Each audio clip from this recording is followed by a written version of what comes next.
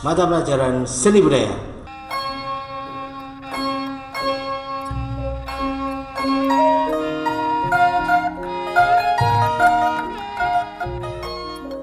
Jumpa lagi bersama saya di mata pelajaran seni budaya. Di minggu kemarin saya nge-share video tentang kebudayaan Indonesia kepada kalian. Nah, di sini kita akan belajar apa sih yang dinamakan dengan budaya itu dan apa saja sih yang ada di dalam budaya itu, khususnya budaya di Indonesia. Di sini ada pengertian budaya menurut ahli dan saya ambil dari Kamus Besar Bahasa Indonesia. Jika menurut Kamus Besar Bahasa Indonesia, istilah budaya memiliki pengertian yakni pikiran, akal budi, adat istiadat, sesuatu mengenai kebudayaan yang sudah berkembang dan sesuatu yang sudah menjadi kebiasaan dan sukar diubah. Istilah budaya juga dipercaya dari bahasa Sanskerta yakni budi yang bermakna akal budi manusia. Sedangkan dalam bahasa Inggris budaya dikenal dengan istilah culture yang di dalam bahasa Yunani yakni polere yang bermakna mendiami. Sedangkan pengertian budaya menurut ahli yakni kebudayaan merupakan hasil pengolahan jiwa dan pikiran manusia yang digunakan untuk mengembangkan masyarakat. Dari sini dapat kita simpulkan dari pengertian ahli yaitu Cicero dan dari Kamus Besar Bahasa Indonesia bahwa budaya itu merupakan suatu cara hidup. Budaya itu merupakan suatu cara hidup yang sumbernya itu dari jiwa, dari akal budi manusia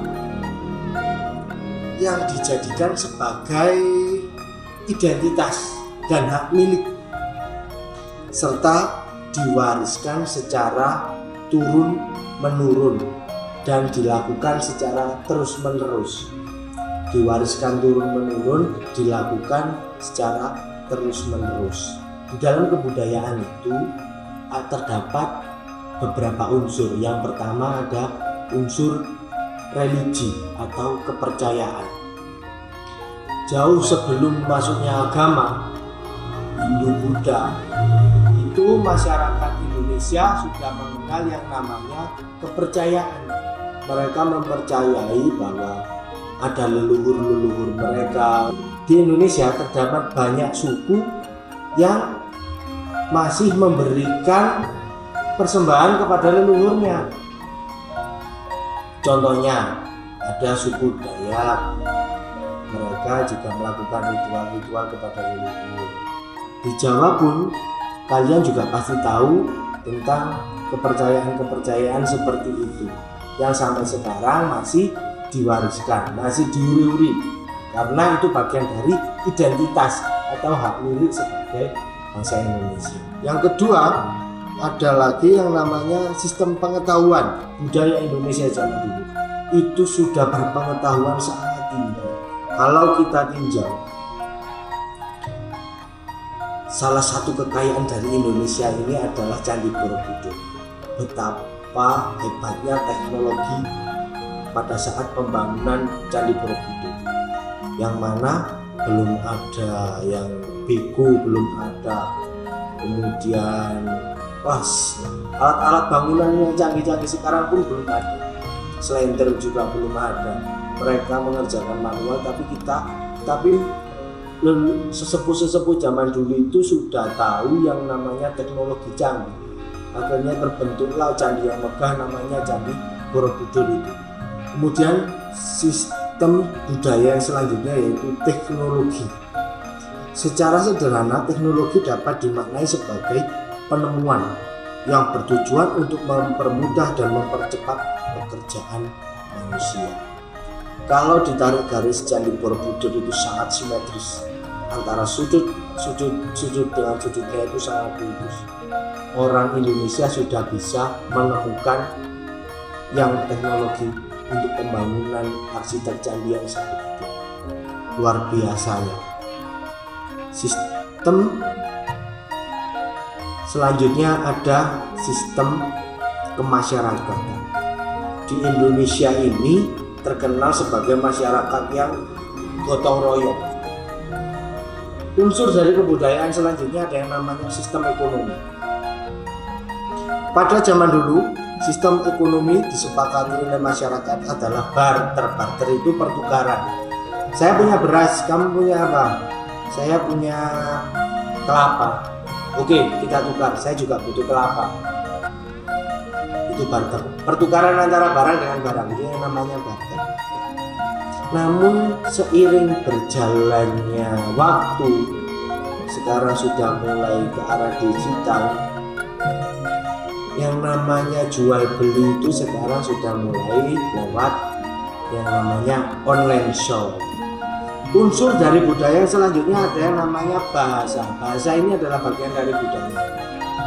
Makanya Indonesia ini adalah bangsa yang sangat besar dan sangat kaya. Karena apa? Memiliki banyak sekali bahasa.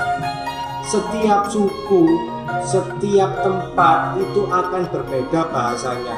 Contohnya, di Jawa Timur bahasa Madura akan berbeda dengan bahasa di Banyuwangi, akan berbeda dengan bahasa di Jawa Tengah. Itu padahal satu pulau, Pulau Jawa, akan berbeda dengan bahasa di Banyumas, akan berbeda dengan bahasa di Banten, akan berbeda lagi bahasanya saat masuk ke Betawi. Budaya memiliki unsur yang terakhir yang namanya kesenian.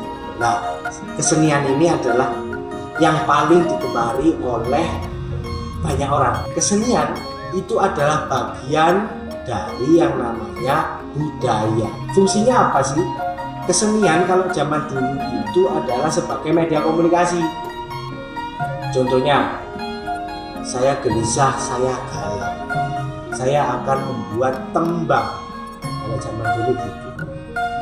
Lagu anak-anak kalau zaman wali itu berisikan tentang makna-makna yang sangat luar biasa. Lagu mentok-mentok, lagu gundul-gundul pacul, kemudian lagu seluku-seluku batok. Itu adalah bentuk komunikasi untuk menitipkan pesan untuk pembelajaran melalui media lagu. Itu adalah bagian dari saya. Bahkan wali zaman dulu menyebarkan agama itu melalui yang namanya kesenian, yaitu lewat gamelan seperti ini. Nah, sampai sini ini adalah yang dinamakan dari unsur budaya. Kalau kalian mempelajari tentang seni, berarti kalian sudah mempelajari sebagian unsur dari yang namanya budaya. Nah, di sini kita akan mempelajari tentang apa sih seni itu. Pengertian seni itu apa sih? Di dalam seni itu ada apa saja sih? Kita akan belajar membedakan tentang konsep seni itu.